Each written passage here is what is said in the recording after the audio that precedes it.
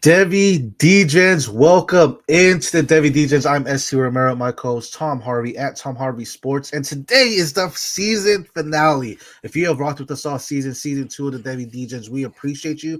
We got a lot in store for you. Obviously, we're going to talk about our recap. We're going to go into a coaching carousel and talk about the highs and lows on today's finale. Join in, tune in, and buckle up. We're about to go right after the intro. Breaking down the hate, man, we call it like we see it. Finding all the gems while the rest just sleeping. Freshmen to the league, we ahead of the curve. Picking out the next star, put them on the reserve. From the big time schools to the deep cut finds. Gotta know who's next when it's draft day time. Stock rising, playmaking, watch them ball out. Devy Degens, yeah, no doubt. Yo, it's time to talk the future Devy style. Prospects rising, diamonds shining. Only the real ones grinding. Welcome to the Devy Degens, let's go. Let's go!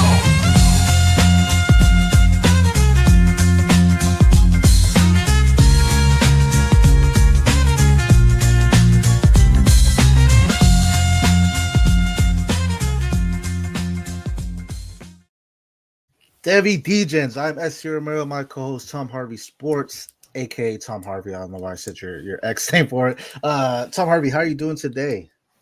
Man, I'm doing good. This is our season finale here tonight, right? So, Yes, sir. this is our last show of the season. Let's get it Yes, done. sir. Yeah, as people know, I mean, we're still Devy Degens, right? We're the last show because we gotta get into the tape, right? We gotta get into the analytics. So this is our season finale as the college season officially wrapped up. I mean, you have conference games, which we'll get into, or championships, I should say. But we need to go in to give y'all the best rankings moving forward, right? So we need to go in, look at the full numbers for the season, watch the tape on these guys and everything. So that's why this is our finale and what we're going into. So before we do that, we thought we'd leave y'all with some highs and lows of the Devy season. The one thing about rankings is sometimes you hit and you're on the moon. You're, next to Saturn on 3 moons, if you will. Sometimes you miss, and it's like, man, I want to go down in the Mariana Trench. That's how deep I want to go because it was a miss, right? AKA Makai Hughes. But why we're here is, we just want to have fun. We appreciate everyone that tuned in. This is our finale, but we're going to have a good time here tonight. And we'll be back, but we got to go in, watch the numbers, watch the tape so we can give y'all the best prospects in analytics and thoughts moving forward as well. So we appreciate y'all tuning in. Amir, man, appreciate you for joining, man. You've been at every single episode. We appreciate you. We're going to see a lot more of you. As you know, you're in the Discords. You're in the leagues with us, so we'll talk to you as well. But appreciate you tuning in for the show. Before we begin, for the rankings, as we're talking about watching the tape in the rankings, don't forget to sign up for a Dynasty Trade Calculator, promo code DEGEN.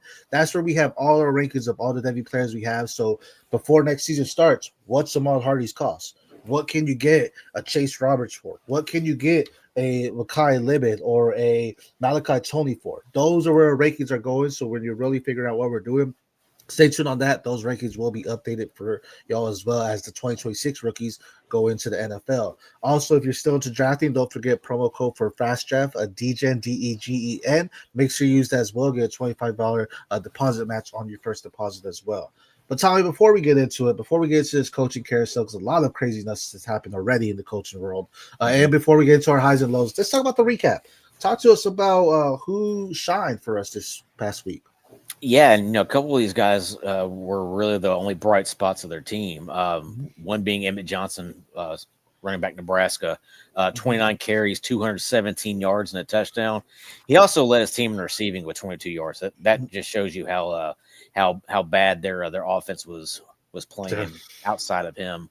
But he's right around the leaders in the country in rushing yards, and he's pretty quickly rising up draft boards, I think, too. Yeah, definitely a running back I'll dive further into because he has another year of eligibility, but he can also come out this year. So, with how I don't know if that's a word, how I'm just gonna say how weak this running back class is, it may be a good opportunity to come out, right? I think the whole Nicholas Singleton really showed some guys where, hey, if you have that great season, it's probably best to go on out and get your degree while you're in the NFL than wait that year, right? But Evan Johnson definitely a great running back. One I'm excited to dive further to really see, the between the tackles, between the numbers there for him. We have some quarterbacks that really look good. Talk to us about them. First we're gonna go with Trinidad Chambliss here for Ole Miss. 23 of 34, 359 yards and 4 touchdowns. The guys just put up a monster season for Ole Miss. And Ole Miss is really kind of stuck between a rock and a hard place here, losing Lane Kiffin the way they have, Yeah. So especially we'll get into that. Yeah. especially going into playoff season here. But our next quarterback is at North Texas for now. Let's see if he stays there. Drew Mestamaker was 20 of 24, 366 yards and 3 touchdowns. We'll discuss his as of now. So we'll get into that too. Same with his teammate Caleb Douglas, running back. Yeah. 25 carries, 186 yards, 4 touchdowns. Also had 2 catches for 28 yards. Yeah. Both of them look great. For people that don't know, Drew Mestamaker out of North Texas leads the nation right now in passing yards, 3,835, 29 touchdowns to 4 interceptions. Definitely a guy that looks like he has all the tools, right? You just may not heard of him because he's at North Texas, but we'll talk about a little bit later. He's also, prior to this year, hadn't started at quarterback in a football game since junior high. So right.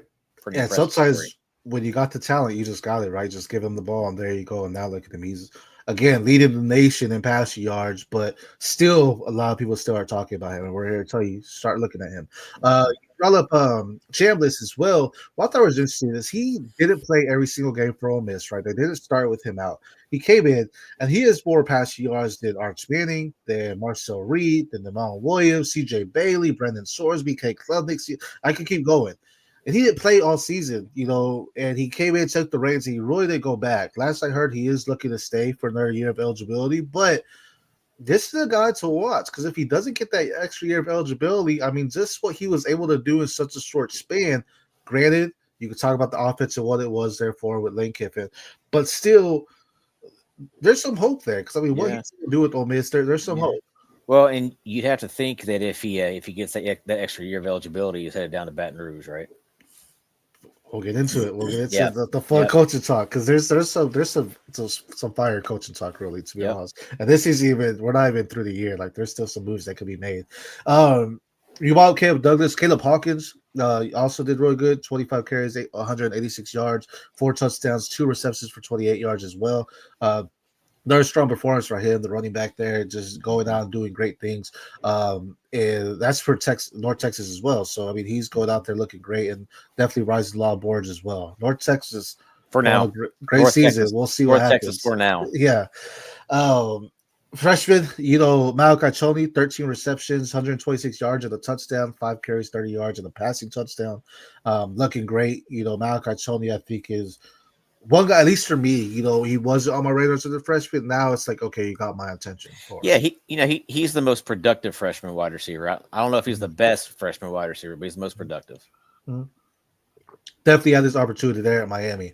JKS, Jaren Kiwi Sagabutelli, looking great, 31 for 40, 330 yards and 4 touchdowns. Another guy where some teams are going to be needing a quarterback, and some teams will be willing to pay for a guy that looks as promising as JKS as well. Mm-hmm. Then we have Katron Allen getting carry. We'll talk about him too, but 22 carries, 226 yards and a touchdown.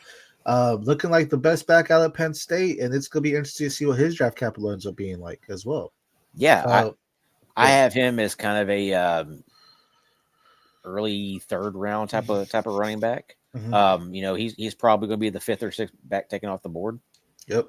Yeah, I agree. I think a team's going to want him for sure. I kind of feel Green Bay. I've seen some mocks for Green Bay, and I kind of like that there for him. Antoine Raymond, 29 carries, 189 yards, a touchdown, 2 receptions, 62 yards, and a touchdown. Looking great as well. Strong performance by him, closing out the season there. Evan Dickens, 43 carries, just monster load there, 267 yards and 4 touchdowns. Strong. I mean, you don't see that often, right? Yeah, he had a quietly great year at Liberty.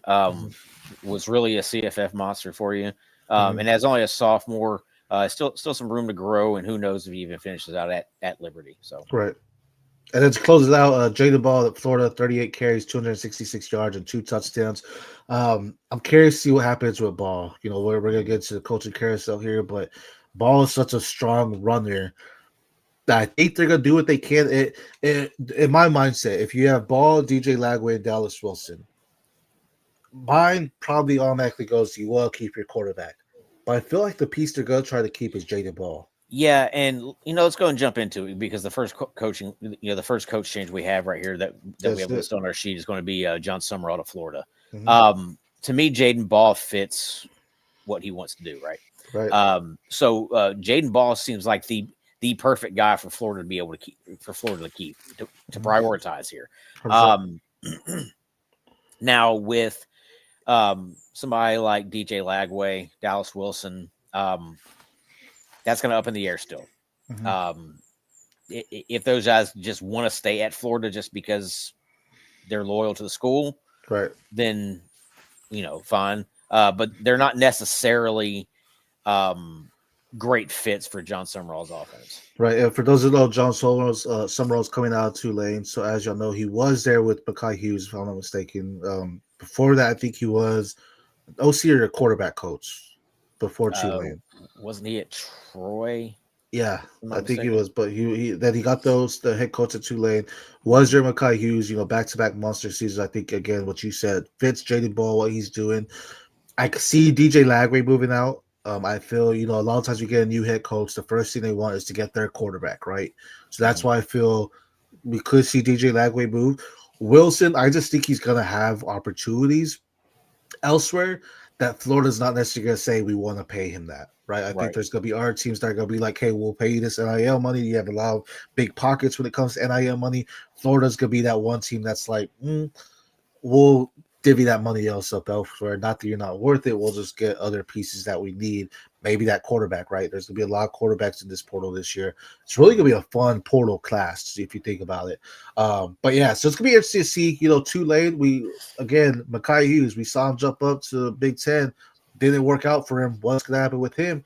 Maybe if Ball leaves, maybe Sumrall goes after it, says, Makai, you got one extra year. Let me go ahead and bring you back, right? So that could be a possibility there as well. But it'll be interesting to see. But staying in the SEC, as you mentioned, Ole Miss head coach Lane Kiffin is no longer with the team. He did take the job at LSU, probably the biggest coaching hire this year. Lane Kiffin going to LSU, just having that big season. From what I read, it seemed he wanted to finish the season off. It seemed the team wanted him to coach there, but the higher up said, we don't necessarily want this. Yeah. As the administration there, I mean, you can understand why they would not want him coaching. Going to one of your main rivals in LSU, right? Kind of a slap in the face. It's a slap in the face, and it really makes Ole Miss kind of feel like a second tier program. Even though honestly they've been the better program for the last several years over LSU. Yeah. He has one of the best win-loss records since he's been at Ole Miss in the Power Four. I think he's like top 5, top 6. Right. My dad and I were kind of discussing this the other day. It was like, honestly, why would you leave Ole Miss to go to LSU? Yeah. Lane Kiffin was, probably maybe the best head coach that Ole Miss has ever had. So they're going to treat him right. Right. He has them in a better position than what LSU is currently in. And the way that they were matching money. So honestly, it feels kind of like a step back, honestly, to me. Even though traditionally LSU is probably the better program, fine, whatever. But currently right now, I don't think they are. Right. Well, I think he was I think it's 5 or 7 years, to make $12 million a year, something like that. So, but you said they matched it there. It's very interesting because, as you said, it's a rival. And if we said this 10 years ago, it's like it makes sense. But I feel like you said, Ole Miss kind of stepped up to say we're not the second tier program, but how much of that was Lane Kiffin as well? And also, let's think of what Ole Miss has coming back compared to what LSU has coming back. Ole Miss has Kewan Lacey coming back. Yep. LSU has 2 kind of unproven running backs coming back with Caden Ball and not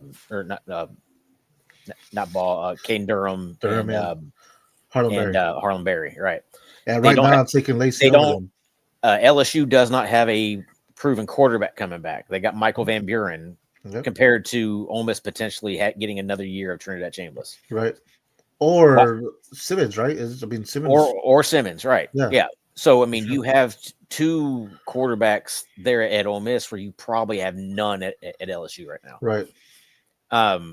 Obviously, transfer portal can change that pretty quickly.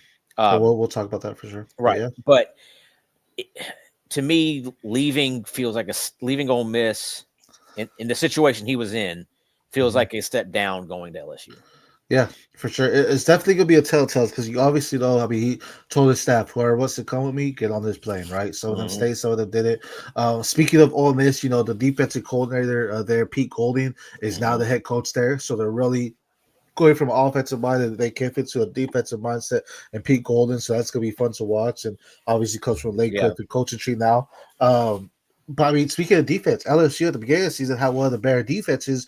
But as season progressed, Ole Miss started having that, right? They were doing better in the SEC and winning out, right? A lot of that was based on the offense having the high firepower. It's really interesting for sure because it doesn't seem like it was a move. There's something that we haven't read yet, I guess I could say, right? Because there's something that's just like it just doesn't make sense on why you would do that when you had so much of this coming back. And maybe it's him saying, "Hey, I want to take this program that was at complete nothing," which he kind of did with Ole Miss, to make it an upper echelon program again in LSU. Now, as we mentioned earlier, transfer portal is going to be fun this year. There's going to be a lot of quarterbacks, potentially DJ Lagway, potentially GKS. Samuel Vet has said he's not necessarily returning to Arizona State. You could talk about Drew Mestamaker, who's a potential there. We'll go into his guy here in a little bit as well. We'll different quarterbacks that have an opportunity, but is it gonna be what Lane Kiffin wants? Even the running back too. I mean, Harlem Berry and Caleb Durham are great, but a lot of times too, these guys ends up leaving because they had a connection with who recruited them, and now because a new regime comes in, that connection's gone, and they're like, all right, I'm out too. So it's gonna be fun to see what LSU does. The benefit is because of the season he had at Ole Miss, a lot of recruits, signing days coming up, early signing days happening. You may see a lot flip back to LSU because of that. Also, let's kind of look at their wide receiver situation right now. They don't have much coming back. Nope. And they also don't have much in terms of elite wide receiver recruits coming in. Right. Tristan Keys flipped to Tennessee several months ago. Right. He's the number one receiver in the country. Right. He's no longer going to LSU. Do you think it's possible that he flips back? No. Haven't heard any kind of concern over that at all from Tennessee people. Right. But I mean, they have a lot of work to do inside the transfer portal itself. Right. Just because their recruiting class offensively isn't great. Right.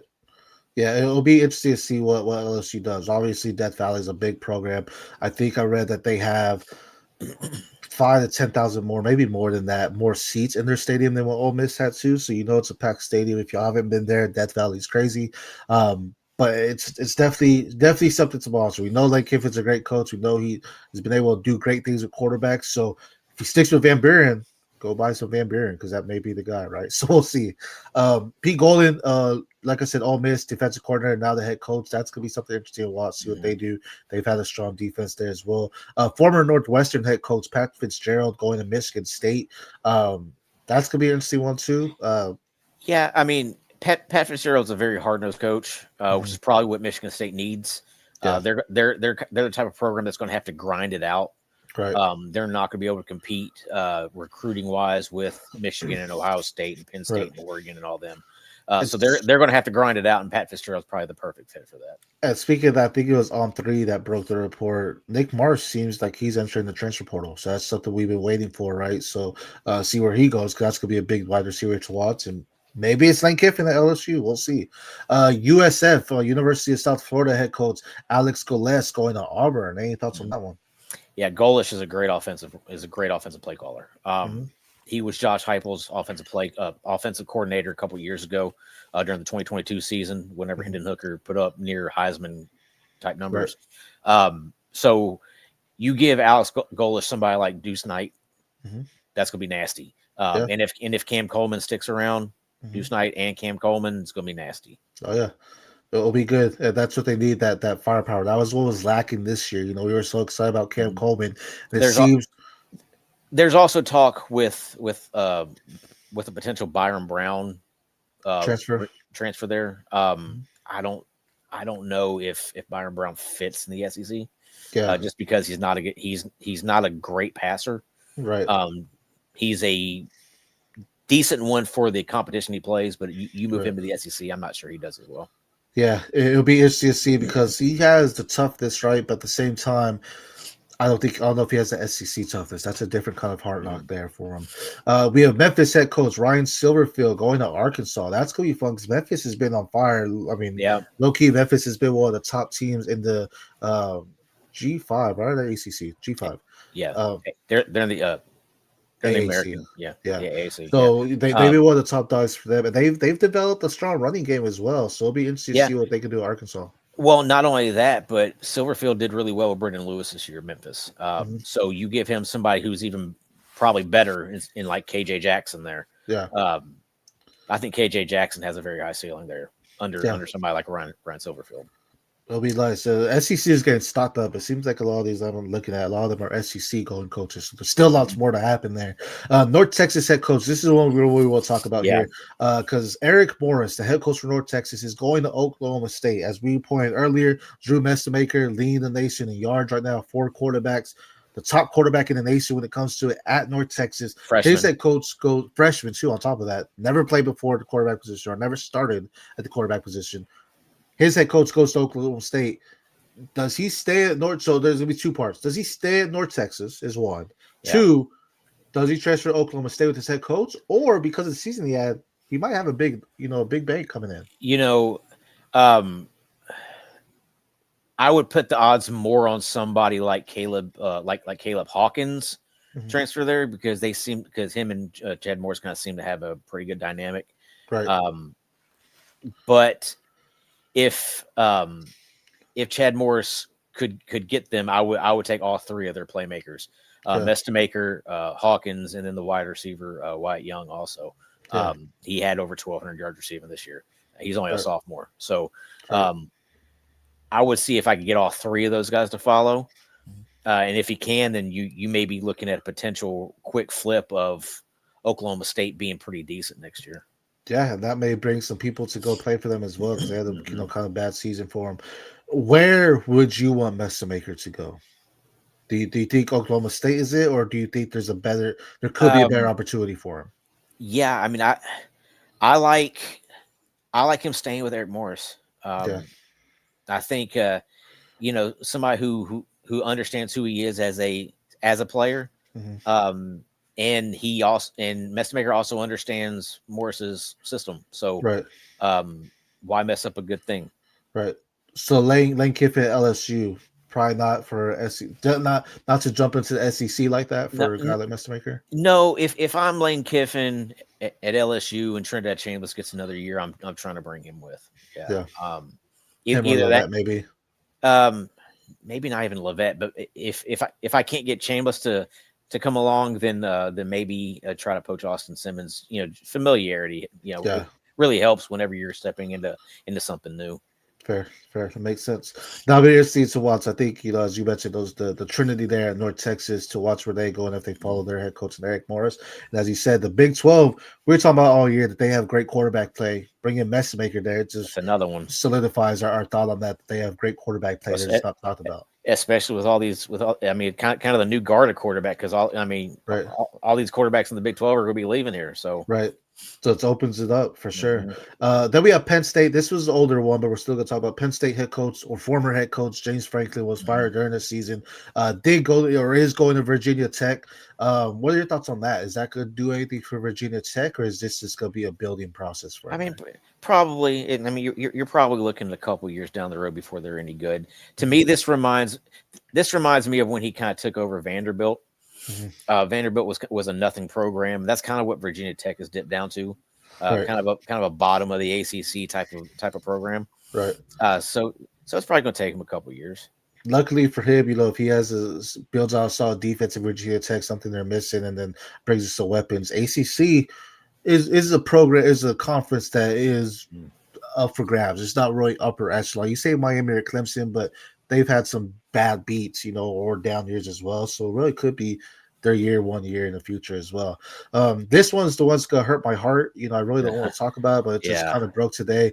Oregon offensive coordinator Will Stein is going to Kentucky. Apparently, he does have ties to Kentucky. I think he's from there originally. But going to Kentucky, gonna be very interesting. I Yeah. think it's gonna Yep. hurt Oregon a lot. I want to see who's gonna be the next man up for Oregon as far as the OC.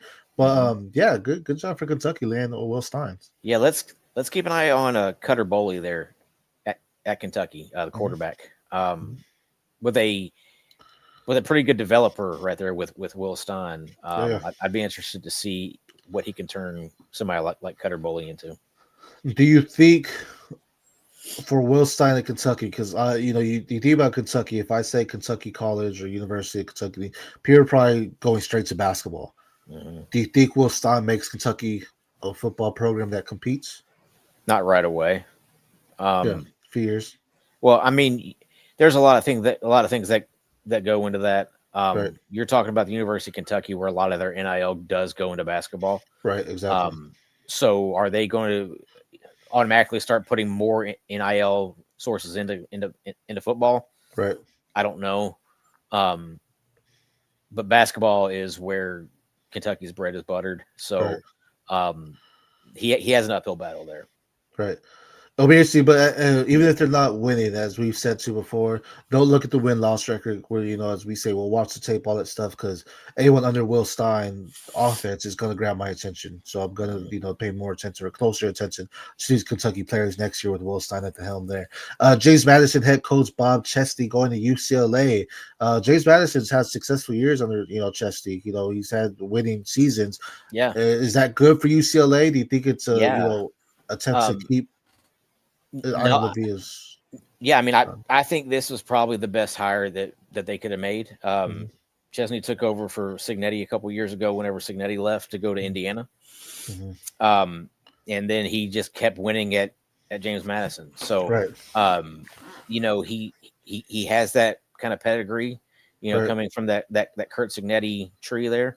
And with UCLA, I mean, that's probably the best hire that they could have possibly made. You look at the offense Chesney runs there at James Madison, Alonzo Barnett, been a really solid quarterback for them there. So you move that type of offense over to UCLA with Nico Iamaleava. Maybe it finally gets Nico going. Yeah.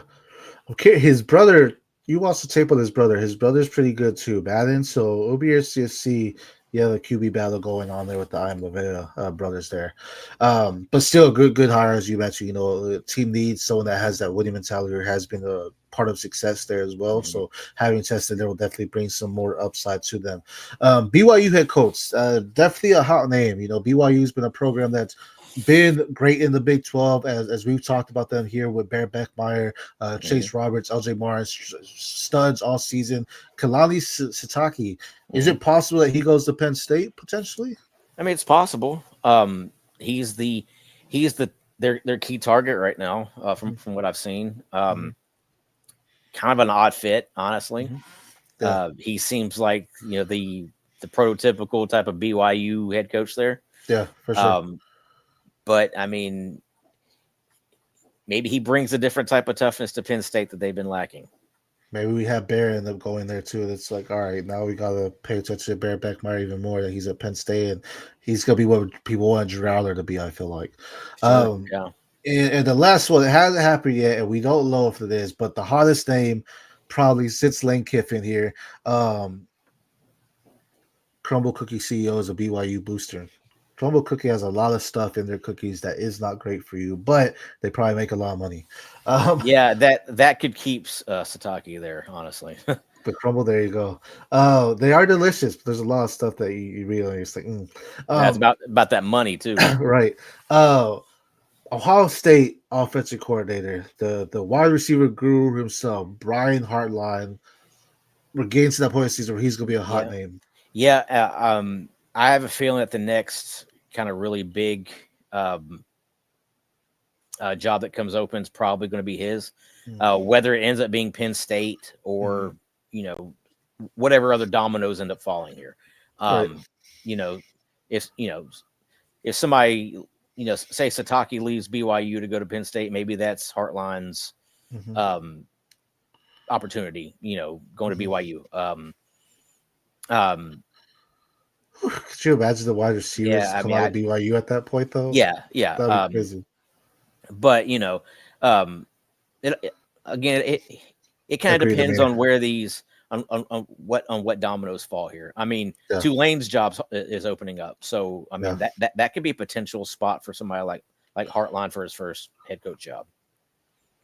Do you think with the I like your train of thought. Do you think with the exposure or with the powerhouse that he has in developing these wide receivers at Ohio State, is it worth it going to a head coaching spot where you're at the upper echelon program in Ohio State, like to go to Tulane or BYU? Is that obviously you get the head coaching title, but is that worth it considering the prospects? Like, do prospects end up transferring them? I mean, for it, honestly, with somebody with Heartline's name, it may be better for him to wait for a high profile job to come along. Say, if he doesn't get the Penn State job, then maybe wait until next year whenever something bigger, something big opens up again. Because it happens every year. A big job opens up all the time. I mean, maybe he does just kind of, maybe he does just kind of wait, Tulane year once LSU, DC, or Charles Huff. I did see where Tulane wanted where Charles Huff was kind of connected to that job a little bit. This is his first year at Southern Miss though too. So I mean, it's not. I mean, it is a step up, but it's not just a giant step up to go from Southern Miss to Tulane. Especially coming from Marshall to Southern Miss to Tulane. Right. And that's where it's like so back to Brian Hartline, doing Tulane or BYU kind of makes sense because your strength of schedule is not going to be as hard as what it would be in a bigger program. So he could go there and be undefeated, and it's like, okay, he's great. But if he goes to one of the power teams and it's not, 5 losses, something like that, just because of play is tough, that kind of, recruits. And there's, I'm not saying he's not, but there's some people that it's like they're better coordinators than they are head coaches, right? Head coach, you're looking at the full umbrella instead of focusing on your position that you need to. Yeah. Got another comment from Amir here, says Huff's also being connected to Memphis. I saw where Jerry Mack took another job, so he's not connected. So Jerry Mack isn't connected to Memphis anymore. So maybe Huff,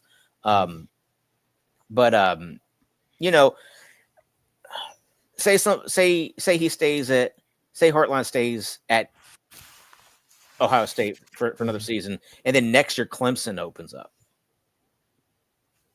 Money, maybe that's the type of situation he's waiting on. Yeah, because that would be, and then he has. Well, I guess he wouldn't have a year with Wesco anymore, but still, or Florida State opens up. Yeah, I mean, true. Miami potentially. Yeah, I probably don't see Cristobal leaving or going anywhere. That's lose every game. But Clemson and Florida State are definite possibilities to open up. Yeah, that would be interesting. It'd be interesting to see what wide receivers start decommitting if Heartline leaves, right? Or what the LSU prospect, because a lot of it's been Heartline. Or transfers. What happens with this wide receiver right? We talked about USC slowly creeping into people have said LSU. To be honest, we need to figure out who the next 2 LSU stars are because it seems they come in tandems for the wide receivers. And also keep an eye on somebody like Lincoln Riley. Maybe he tries to restart his clock somewhere else too. Yeah.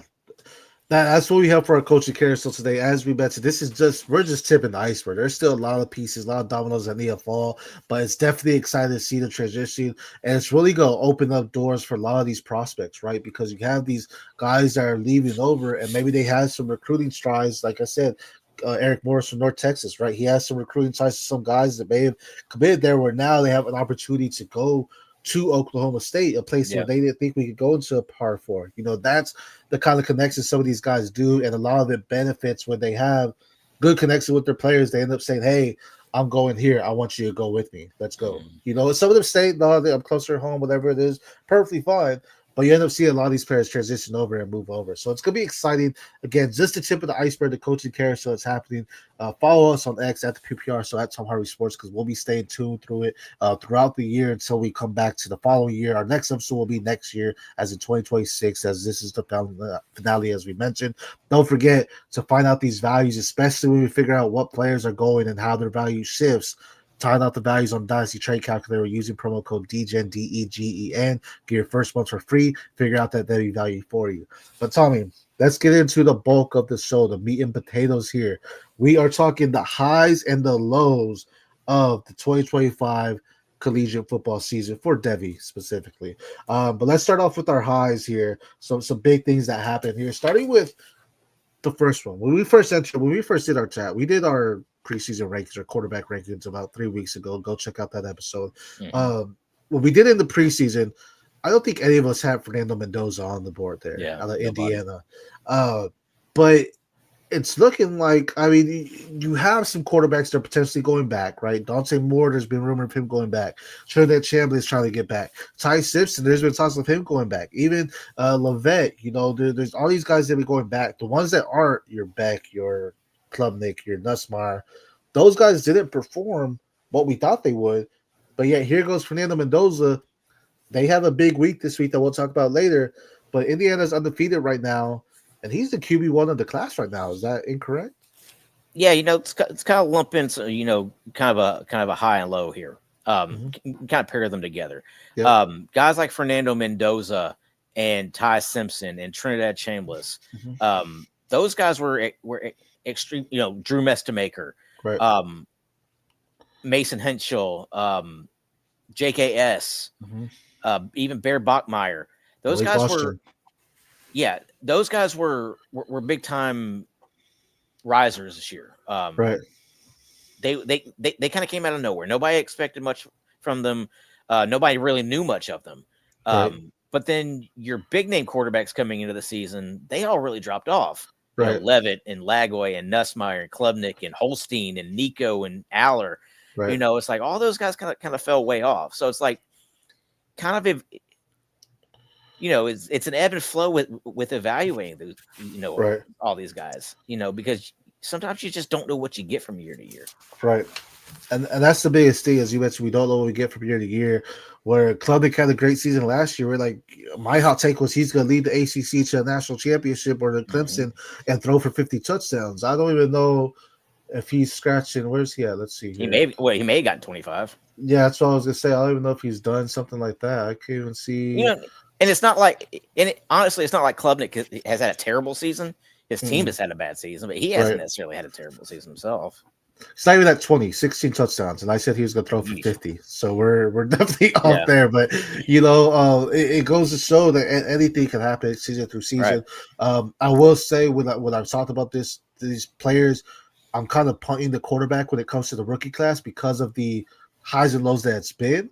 Where in the first round, I'm taking the positions that I need. Your Jeremiah Loves, your Denzel Bostons, your Jonah Coleman's, those guys, because the quarterback position has been so fluctuated, I'd rather take a late shot. Like, no one's going to take Kate Klubnik in the first round, maybe not even until late second, if that. I'll take him in the third. I'll take a shot on him because I have seen it. But I'm not going to use those early picks on these quarterbacks because it's been so, It's also it's also find out what their draft capital is too. That too. If Klubnik ends up being a second round quarterback, now all of a sudden you're looking at him the way a lot of people were looking at like a Will Levis a couple of years ago, right? For sure. Where maybe he has a chance. I mean, there's still some mocks where you see Lenore Sillers going in the first round, and I'm like, he's been one of the worst quarterbacks this year, right? So it just goes to show draft capital will matter. That will make a difference. But right now, I feel like I'm punting there. But as you mentioned, the quarterbacks in general, Ty Simpson, Trinidad Chambliss, big names to watch, big names that could enter the draft, and they could be something that has potential off that 1 year. Sometimes those one-hit wonders end up being something special. You just kind of get early to it, I guess you could say. The USC Warriors, another high there. Wayman Jordan and King Miller, two running backs that Wayman Jordan came out of nowhere, kind of just started dominating, right? I thought at first Eli Sanders was going to be the guy. Then it was Wayman Jordan doing some great things. Got hurt, and guess what? They didn't miss a beat. In comes freshman King Miller, doing exactly what Wayman Jordan was doing. Walk on. He was a walk on too. Right. Yeah. And so, really, you watch it, and if you watch his first game or his first few games, you're like, was this their running back all season? You find out it wasn't, but it looks like the same in sense of the statistics that they put up. Just dominant performances by both Wayman Jordan and Keith Miller. Yeah, Wayman Jordan was kind of a hot name coming into this season as far as CFF goes. Mm-hmm. A lot of people were kind of in on him over Eli Sanders, Mm-hmm. but nobody saw King Miller at all. Right. And now all of a sudden he's probably the future of that program right now, right? Right. So I mean, yeah, Wayman Jordan is probably a pretty hot name as far as the NFL draft goes. And then again, King Miller's probably the future of that program. Well, when it comes to Keith Miller, exactly what you need to do when opportunity knocks, right? Opportunity knocked on his door. If Wayman Jordan is healthy, he doesn't see the field at all, right? Right. Wayman Jordan got hurt. He came in and he said, "Don't worry, I got you. Hold my beer." Right. So great to see that there. Speaking of running backs, the rise of Katron, right? Katron Allen. For the past 3 years, we've been back and forth on it. Other people that we talked to in the community have been back and forth. Who is the better running back out of Penn State? Both running backs missed the championship last year. End up saying, "Hey, we're gonna come play this year and win that." Didn't work out that well. But while one took a dip in Nicholas Singleton, Katron Allen kind of rose to the occasion and became that back. Yeah, this is another kind of a pair together situation with a high and a low. Katron Allen was the high, Nick Singleton was the low, right? Right. Katron Allen was really the bright spot for Penn State this year. Like the defense wasn't even the bright spot. The defense wasn't even very good, right? Yeah. Whereas Nicholas Singleton was the one getting all the hype coming into the season, and he did about half of what Katron did. Yeah. I don't think he had like over 4 yards per carry. I think he's like 3.5, 3.6. Yeah, his yards per carry was terrible, man. Yeah. You know how I feel about yards per carry and translating to the next level. And as a supposed elite level prospect, his yards per carry was trash. Yeah. It wasn't great. And comes to wonder, was there something that we didn't know where he was fighting through something? We'll never know, but it's still like it's gonna be interesting to see. Just Katron Allen again rose up the boards where Nicholas Singleton's probably a day 3 pick at this point now. The rise of 2026 wide receivers. We knew Cardell Tate, we knew Jordan Tyson, we knew Mekhi Lemon, but then we brought in Chris Brzal out of Tennessee, being a star-studded wide receiver, a long field stretcher that has some good route running ability.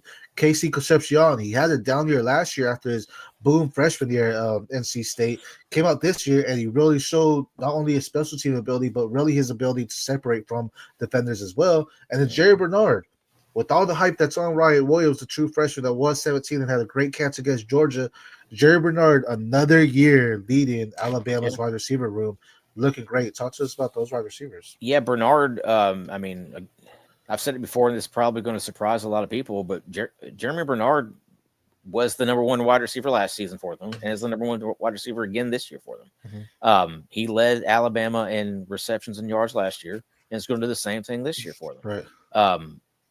Just Ryan Williams just gets all the love there for some reason. But Jeremy Bernard to me is a much more polished receiver. He's a much more NFL ready wide receiver physically.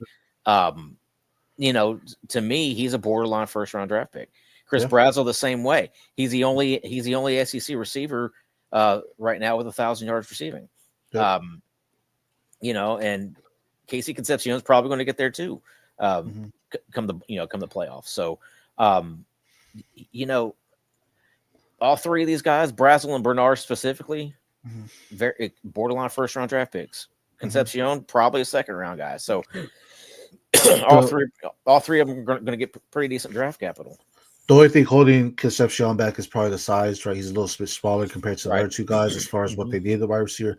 But his electricity on what he does when the ball's in his hands, he can definitely go out there and explode through the gates and get you a score at any given time. I don't know if we can say that about Brazil and Bernard, just based on that size and the speed. But as we alluded to, sometimes kind of stir away from those guys because you get knocked up a little bit harder at the NFL, and it kind of hurts them there too. But still, great wide receivers all around. And we brought up these names because these are names where I don't feel a lot of people in your leagues will talk heavy about. So they could potentially be late round steals, whether it be that late first, early second kind of steals because of the explosive and the playmaking ability they all have there. the running backs. We'll talk about pairing these together too because Mekhi Hughes, right? I had him as Devy one going into Oregon. I was like, he's about to do phenomenal things after what he did at Tulane. Did not happen. Ahmad Hardy was my Devy six, and he came out and did great things. We brought up Emmett Johnson earlier. We talked about Kewan Lacey. These running backs, all in general, really took their opportunities and ran with it. No pun intended. And it really took it to core. And now they're some of the top backs in the nation. Yeah, we're talking about Kewan Lacey and Ahmad Hardy next season, probably being Devy RB 1 and 2, right? Yep. Them and Sure. Nate Frazier, probably your top 3. Yep. So Emmett Johnson, depending on if he comes back or not, would obviously be involved in that type of situation too. Right. But then you look at guys like Nick Singleton did nothing, Mekhi Hughes did nothing. Mm-hmm. Even CFF wise, Al-J Henderson, Anthony Right. Hankerson, just not good. Yep. So I mean again, evaluation, it's an ebb and flow. Right. Sometimes it's even just reading tea leaves and Right. possibly listening to the right or wrong people. So Right. And what was beauty about all these running backs is they all kind of did something different. Like Emmett Johnson really showed his pass catching ability, being a phenomenal pass catcher in the backfield, one of the best in the nation. Kewan Lacey, his vision, he has some of the best vision in the nation just on how he eludes the tackles within the first 10 yards, right? And then Ahmad Hardy just being that power back that he was at, dropping the name, Southern Missouri. No, where was he at? Before Louisiana, Louisiana Monroe. Sorry about that. Being the power back that he is, and really showing that in the SEC level where he needed to, he was able to make defenders miss at that next upper echelon level. Really, what we saw that he transitioned over. All of them did phenomenal things, and it's gonna be exciting to see what the future holds for them as well. But with that, not to be a Debbie Downer, we saw what happened with Nick Singleton, right? He looked promising, and next season, all of it's gone, right? So Mekhi Hughes never even saw the field. yeah, Mekhi Hughes is someone that we'll see what happens with him. It'll be interesting. Shout out leads us into our next one, I guess, because shout out the freshmen. Freshmen came out and impressed. Mekhi Hughes, why did he see the field? Because they had two freshmen, De'Aaron Hill and Jordan Davison, come in and do better than him. And I think when it comes to some of these players, it really comes to how much do you want it. And I think I was watching the Ducks have a thing, Go Ducks, right, where it's Dan Lanning, the coach, and stuff like that. And they talk about like how do you go through these recruiting and gain all these 5 stars. He's like, well, we tell them straight as it is, hey, you're the best person at a high school level. You're no longer the best person here, right? You're not. You're going into a program with there's multiple different competition levels from your power 4 to your G5. Doesn't matter if you're at the G5, you're still not the best player there going from high school to college, right? And I think that's something where you have De'Aaron Hill and Jordan Davison said, we are the best. We want to show you the best. And they went in every day, put in that work. There was a lot of rumors where Mekhi Hughes wasn't putting in that same work. At one point, he was the RB5 on the team, right? So to the point where he's redshirted, said, I'm going to close this year. I'm going to transfer out. That happens. And all these freshmen here, Malachi Tony, Decoria Moore, Drew Mestamaker, Caleb Hawkins, Bo Jackson, De'Aaron Hill, Jordan Davison, King Miller, Braylon Staley, Mason Heisel, Malik Washington, JKS, Bryce Underwood, Andrew Morris, Barry Beckmeyer. Every single one of those went into their programs and said, we won it. We are the best, and we're going to put it on tape for you to see it. Yeah. And you look at guys like Malachi Tony, wide receiver 1 for his team. Andrew Marsh, wide receiver 1 for his team. Decorian Moore, I mean, arguably wide receiver 1 for his team. Yeah, he was. Braylon Staley is a redshirt freshman, over 800 yards receiving. So I mean, a lot of good wide receivers, and we're not even talking about guys who got minimal playing time, who were who were highly regarded guys like Khalid Lockett and Dallas Wilson, who was injured, and Jamie French and Quincy Porter, and just a ton of guys who are projected studs that just never really saw the field for one reason. Keelan Russell, big name. Yeah. Keelan Russell, quarterback, exactly. Right. So I mean, there were a lot of impact freshmen that, and some of these guys are potentially going to find new homes. Guys like Mestamaker and Caleb Hawkins, right? There's even talk of like JKS, Yeah, you potentially. know, potentially hitting the portal. Bear Bachmeyer could be Possibly. if Kalani Sitake leaves to go anywhere, he may follow. Right. You just never know. Yeah, and that's where it'll get interesting because right now it's. I mean, signing day will be a big part too, right? If some of these top Mhm. recruited freshmen end up signing with specific teams, it may force some of these vets out, or some of these guys were just like, Right. all right, I'm gonna let you have this. I'll go elsewhere. So the first piece of the domino effect did fall right with the coaching changes. Again, we still have more to come. The Mhm. second piece is signing day. That's coming up on the 3rd, right? For you'll have a lot of the early recruits kind of sign here, and then we'll have another one in February as well. I believe February, or January. I think it's February. Well, Um, we'll have the sign we'll have early signing day this Wednesday, and yep, then the transfer portal opens yep, beginning of January. So yep. And then it's gonna be the late sign day in February, mhm. and then of course you have people, players have to declare. I think by the 28th of January, if I'm not mistaken, Yeah, so declare for the draft. So then there's gonna we'll be then we'll start jumping into getting all these Debbie players re-ranked. Yeah, and that's where it's gonna be a lot of stuff. There's tons of stuff happening in Devy World, right? Especially in the Mhm. off season. It's not 32 teams we're talking about. There's over 130 teams that we're talking about, right? When it comes to these Devy ranks, so it's gonna be very interesting to do it.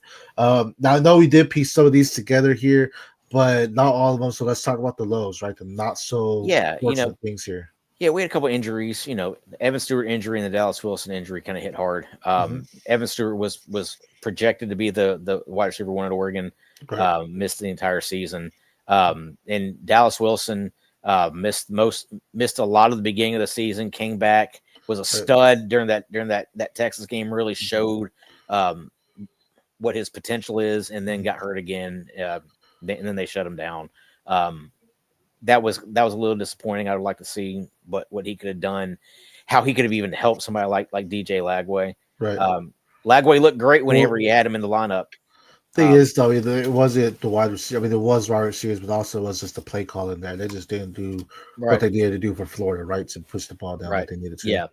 Then we've talked about the big name quarterbacks coming into the season, how disappointing they were. Hmm. But then you got some teams here. Penn Hmm. State preseason, what, number 2, number 3 in the country, completely Hmm. fell out. Terrible.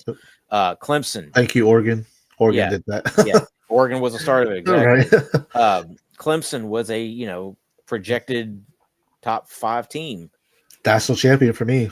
Nope, Didn't they were happen. Nowhere nope, close. terrible season. Yeah. LSU They're not even ranked anymore. So, LSU and Florida, yep. their seasons were so bad they fired their coaches midseason. South Carolina, their season's so bad they probably should have fired their coach midseason. Right. It's just all these teams that were projected top 10, top 12, 15 teams that were just, I mean, honestly awful.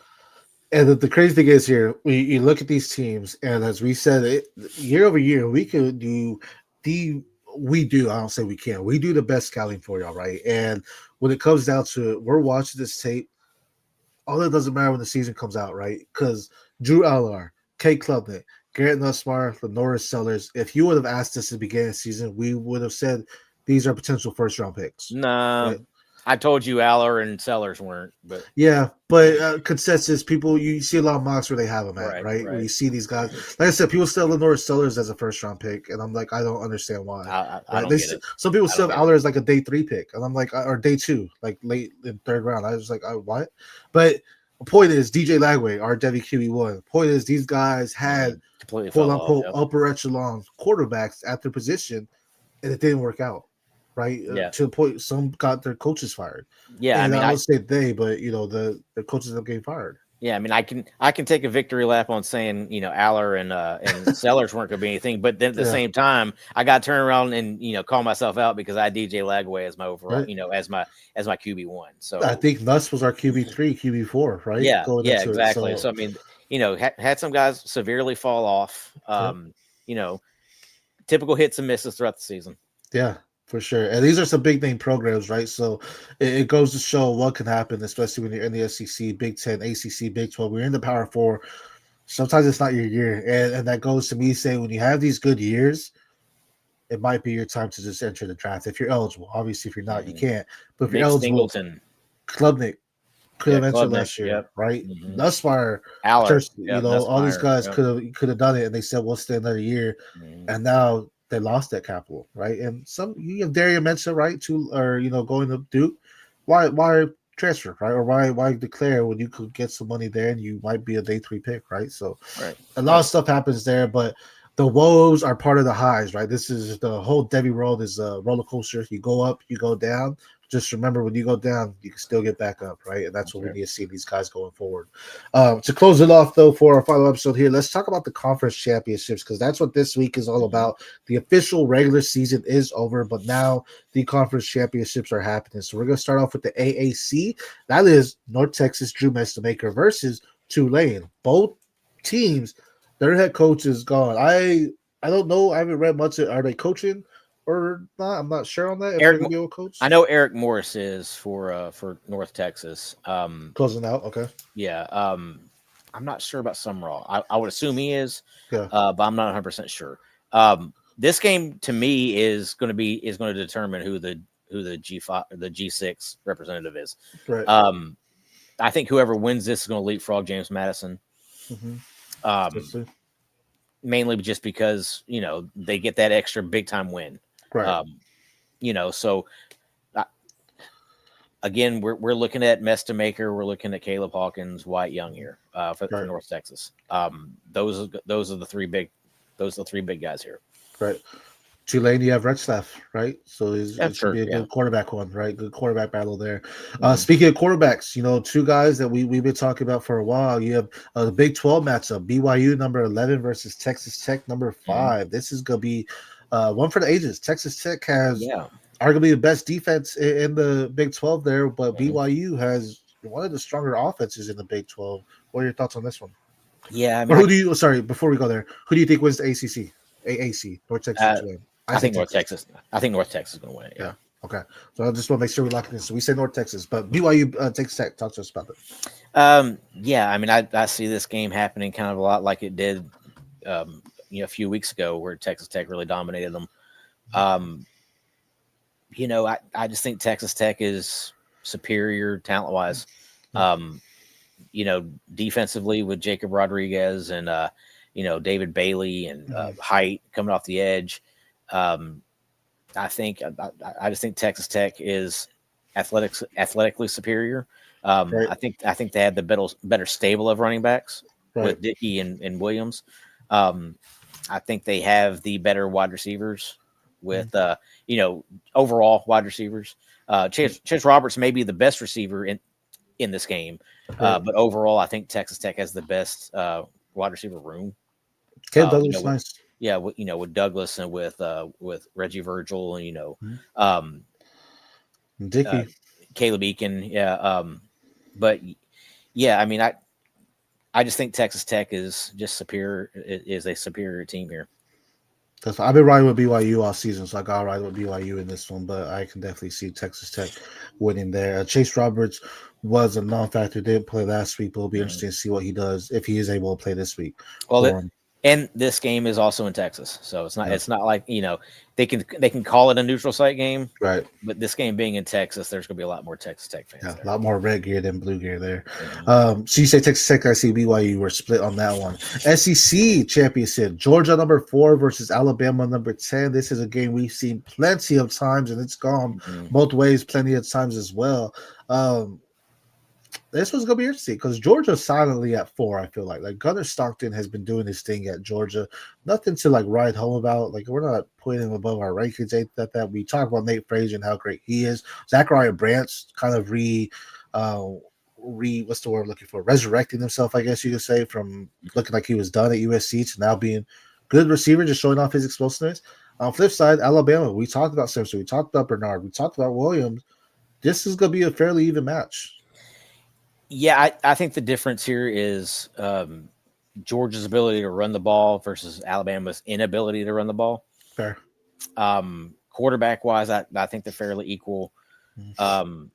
Weapons wise, as far as pass catching, I think they're fairly equal once you factor in Georgia's tight ends with Lucky and Oscar Delp. But I think the difference here is going to be Georgia's running game compared to Alabama's almost non-existent running game. Yeah, Yeah, the benefit for Alabama is they have some playmakers in that linebacking core that could definitely Mhm. disrupt that run there. But Georgia, they're notorious for the run game as well, and they also have some good linebackers that can disrupt the flow of Alabama as well and really throw Right. Ty Simpson off his game as well. This game, I could say you probably flip a coin to, but I'm gonna take Georgia in this one. Yeah, that's what I'm taking Georgia. The Big Ten, number 2. This is the one we were waiting for because number 2 Indiana versus Ohio State, number 1. I believe we're both going to choose Ohio State in this one.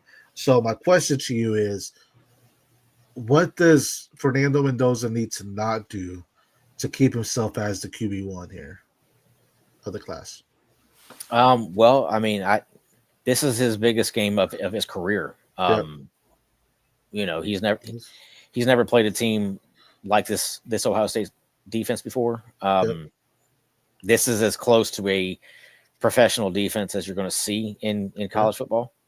So Styles, Caleb Downs, yep. Yeah. So, to me, he just has to look like he can hold his own. Yep. If he can't, and if it's clear he can't, then that may knock him down a little bit. Yeah. He just can't get blown out. Like if they go in, Ohio State puts up 50-0 on them, it's not gonna look good, right? Ohio State scoring 50 has nothing to do with Mendoza, but the problem is if he goes in and lays an egg himself, then right. Yeah, I mean, if he scores 0, yeah. Yeah, I mean, right. I would say it does though, because as much as we say defense, right? Like Sawyer Robinson, for example, defense is good, but if Ohio State goes in there and scores 50, and he just can't do anything. He could score 14, but if he can't do anything to at least give hope, right? To say I can't compete. Like I could see Ohio State winning by 2 scores, potentially. Yeah, which I'm not mad at that. He has to basically match what Ohio State's doing. Right. Right. Like the most he can go down is a 21 unanswered points, but it's like you got to get it together at that point because after that, there's no coming back. You can't let them take that leap after that. There. Yeah, I mean, there could be a situation where Ohio State's up 7 late in the first half. They get a late second quarter score, and then they get the ball coming out of half. Now all of a sudden it's a 21-point game, and it's kind of out of hand at that point. But yeah, I mean, he just has to look like he belongs. And it's very possible that he goes into that game and Ohio State makes him look like he doesn't. Right. Benefit is for him, his defense hasn't disappointed either. His defense is pretty solid too. His defense has got him in good field position, and that's something they'll need to do in this week is make sure they get him in good field position so he doesn't have to drive the ball down the field against Ohio State defense. Right. Get him at the 25-30 yard line so it's easy access to get points on the board. And really, that's what it is. They're going to chip at Ohio State. And don't want to score a touchdown. Obviously, you want to every single play. But if you could just nip at them a little bit, score 3 points, touchdown, 3 points, 3 points, get those points on there, that could really wear them down. So it'll be a lot to see. This is going to be a big game to watch, specifically for Mendoza, because, again, this could really make or break him. It could keep him the same, but it could make or break him as well. And on the flip side, this is probably the biggest game Julian Sands played in. Yep. So, for sure. Indiana's got a very good defense themselves. So if Sand goes into this game and lays an egg, that could kind of speak volumes for him too. Right now, leading the country in completion percentage at 78.9%. So that's something where it's going to be, again, Indiana's defense I think is underrated as far as what they've been able to do, and that's something that is going to watch out for. I don't expect. The thing is, they have good front seven, like they could really help stop a run. So I don't expect a big game from Bo Jackson. But I don't think if Jeremiah Smith and Cardell Tate are both healthy, I assume they're both going to play. Yeah, that's going to be a telltale. That could be something that really affects you too if they don't play. Well, not only that, but then you have Max Clary coming across the middle there. Tight end, big time tight end prospect. Right. So Jeremiah Smith and Cardell Tate don't play. Then Quincy Porter has a 200-yard game. They're playing. That's crazy. They're playing. There's no way that they don't play. Porter. Right. Last game here though, the ACC Duke Darian Mensah, Tulane transfer going against Virginia, number 18. This is gonna be a fun one to watch. There's a possibility here that if Duke wins this game, the ACC does not get a representative into the playoff. Yeah, I can see it. And that would mean two G6 teams would end up getting in because the ACC champion would finish below both of them if Duke were to win this. I see it. And then at that point, would the committee put Miami in I would say Miami. just so they had a representative? Yeah. Or would this hurt Miami if Duke were to win this, because they're like, how did a 7-5 team win the conference and Miami not even make the conference championship game? Well, the bids come in. The conference champion gets you the bye week bid, right? Is that They don't get the automatic. no? Okay. No.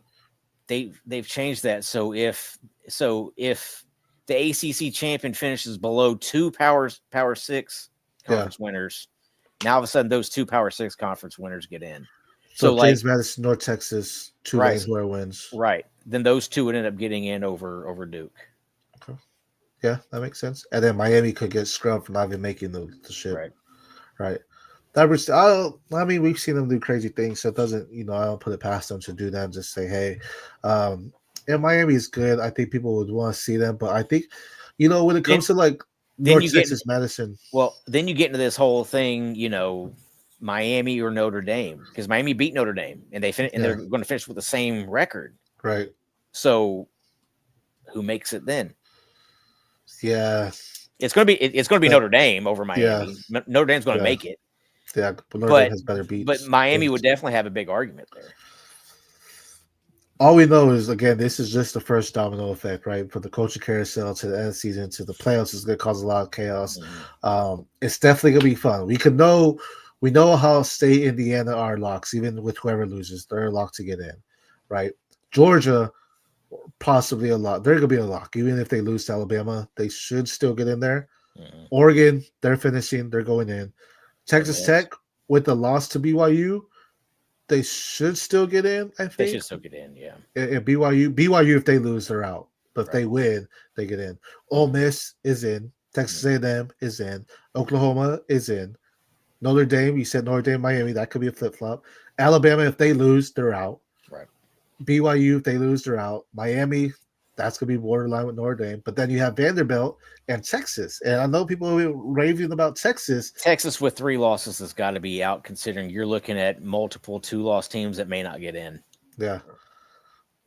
But Texas didn't they beat Vanderbilt? They beat Vanderbilt and they beat Oklahoma. But it's not going to matter if you're saying a 9-3 team compared to a 10-2 team. One of those teams was a non-conference loss too against Ohio State in week 1. That's why I think they're going to draw. But they also lost a really bad Florida team. Yeah, true. I would not want to be on the committee that makes the playoffs. I'll tell you that, because it's going to be a lot of fun trying to dissect it. Putting up your pins in your yard third and stuff like that, right? Your what's it called? Your people knit with. What's it called? Yarn. Yeah. Yarn. There you go. But I mean, whenever you're comparing these 10-2, 9-3 squads, it's like, okay, yes, Texas beat Oklahoma and Vanderbilt, but they also had an extra loss, and they had a really bad loss, whereas Oklahoma and Vanderbilt didn't have bad losses. Yeah. So do you think, is there a possibility for Utah getting in? Probably not. The 10-2. I mean, because BYU beat them. Right. And as of right now, if you were to say right now, the playoff, BYU would not be in. Right. That's true. With 1 loss, and they beat Utah. So no, Utah probably doesn't have a shot. So really, because we're looking at the ranks here, as I just went through them: Ohio State, Indiana, Georgia, Oregon Tech, Texas number 14 at 9-3, Utah 10-2. Virginia is the only team really past the 9-3 Texas team outside of your G5, James Madison, North Texas, Tulane, that could potentially get in, but Virginia would need to win to do that. Virginia needs to win to get in. And again, Virginia, I think, needs to win for an ACC squad to get in, because if they don't, I'm not sure Miami's going to. But hindsight also, because there is possibility Miami wants Virginia to lose for the hope that they get in for the ACC, even not being a champion, right? Because there's no way they get in if Virginia gets in, but there is. Problem is you're still taking you're still taking, was it 6 conference champions? Mm-hmm. So if you knock out the ACC guy, the ACC champion, then you're taking 2 of the G6 champions, which would be James Madison and then the winner of North Texas and Tulane. Touche. It'll be fun. It'll be fun. Could you imagine if just to finish off the season for Eric Morris, if Maker and Eric Morris and Killer Pockets and Young, they go in there and just have an upset and just have a fun playoff run, Cinderella story type run. I don't know if that's gonna happen, but could you imagine just the chaos and That'd be what cool. that would do for Maker? Mhm. They go in and just upset Ohio State by like a field goal last second. That would be insane. Right. That would be insane. The stories we could tell. Tommy, that was a great episode. That was our finale for the Devy Degens, man. For everyone tuning in, we appreciate you tuning in. This is the year finale. Again, we'll be back in 2026, but this was our final show for the Devy Degens of season 2. We appreciate everyone rocking with us. Don't forget, if you're looking for the best Devy values, the Dynasty Trade Calculator, promo code DGEN, DEGEN. Get your first one free. Check out all our values, how you can go ahead and get these players in your Devy leagues for actual NFL stars. What can you get for Justin Jefferson? What can you get for a Michael Penix or anything like that? Go to Dynasty Trade Calculator, promo code DEGEN to get that first one free. Fast draft. If you're into drafting, the season's still going on. Go in there, promo code DGEN, DEGEN. So use that promo code, get your first $25 deposit matched for you as well. Any last words for the DJs for this year, Tommy? Yeah, Dynasty Trade Calculator updates will be coming soon for it. We're always working on values, but the updates will be coming soon for it. In the meantime, while we're not on the air, if you have any questions, feel free to reach out to us. Yeah. At Tom Harvey Sports on X, at the PPR Show on X. Again, we're getting away from the screen time, but we're still gonna be doing our analytics, and this is where we really enjoy it because we're gonna dive into the tape. And when we come back in that new season, we're gonna talk about these transfer portals, these coaching changes, the freshman class. That's something I'm excited to dive into. Really, when we talk about Dia Bell, as you mentioned, Tristan Keys going in there, some big names, Savion Hiller, all these big names that are coming into the next level. But they're gonna be ranked that as far as that Devy value as well. For everyone tuning in, man, we truly appreciate y'all here. This has been a fun journey, a fun ride for y'all. And until next time, as I get this outro going, we appreciate everyone, and we will see y'all in the new year. Happy holidays, stay safe, and enjoy time with the loved ones. For the Devy Degens, I'm S.C. Romero with my co-host Tom Harvey. Peace.